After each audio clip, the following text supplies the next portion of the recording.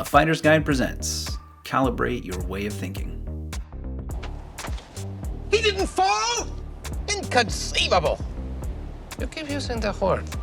I do not think it means what you think it means.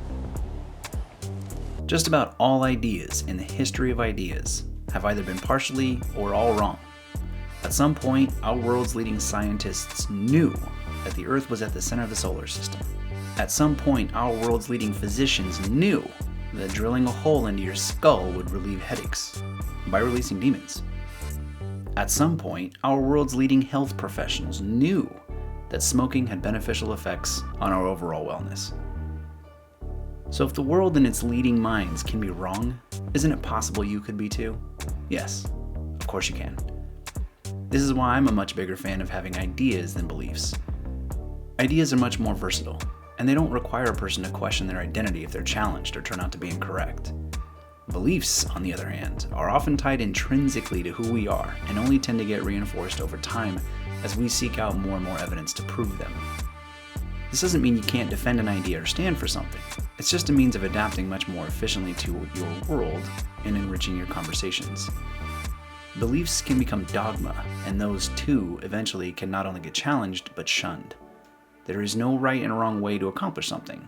Instead, there are multiple ways of doing everything with varying levels of effectiveness. You can, technically, wash your car with a bucket of dirt. It's just not very effective at getting the car clean if that's what you're after. If we're all wrong at some point or another, our best bet is to calibrate, to adjust by taking external factors into account, or to allow comparison to other data. There are dozens, if not hundreds of ways to do this, but since my main focus is relationships, my favorite is to check with another person. If they don't know, then check with another, and if that person doesn't, maybe it's time to Google it, which can, surprisingly often, replace those dozens of other ways. Facilitated a presentation and aren't sure how it landed? Ask somebody who attended, whom you trust to be honest. Not sure if a way of having a conversation will be received the way you're hoping? Practice it on a third party who has no vested interest in the outcome. But here's what I'm recommending. Calibrate whether you think you did well or not, whether you're sure of the outcome or not, whether the action you took went as planned or not.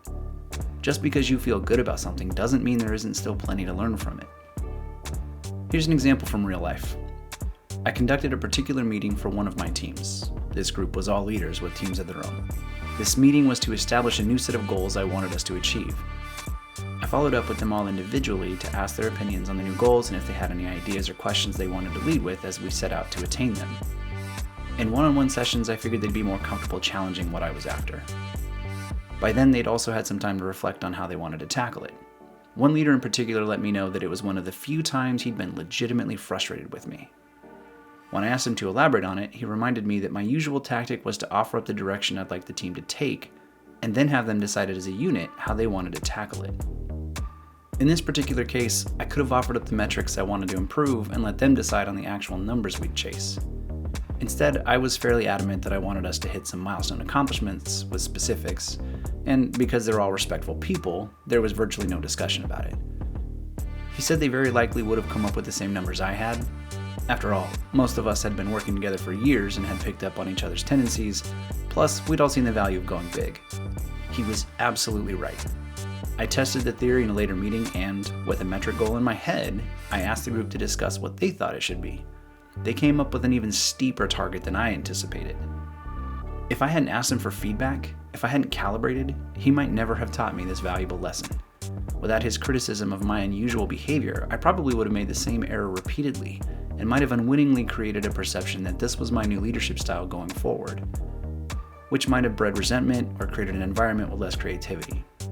Moreover, because I asked, and am constantly asking, for criticism, I received highly valuable insight and adjusted my methods accordingly to even greater success.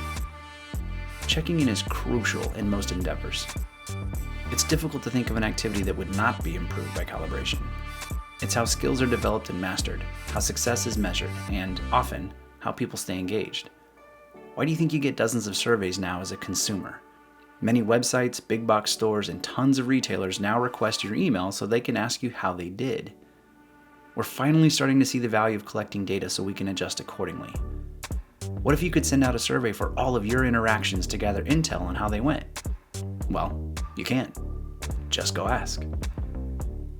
You can ask just about anybody for an opinion and get one. If there is a better way to do something that you're going to do anyway, don't you want to know that better way? Even if you discover a better way and it's not to your liking, you've at least given yourself an option. We've all been wrong about something. The best we can do is learn and adapt, applying our new knowledge and attempting to improve as many ways as we can stand. The principle. We are imperfect. The most efficient way to hedge your bets and ensure you have the most current data is to calibrate your thoughts with another source. Want to discover, is it worth it to resolve a conflict? If you haven't seen it yet, click here to find out the answer and how to overcome obstacles when making that decision. Thanks for watching the video and be sure to subscribe for more like it. Click on the notification bell to be alerted to new videos.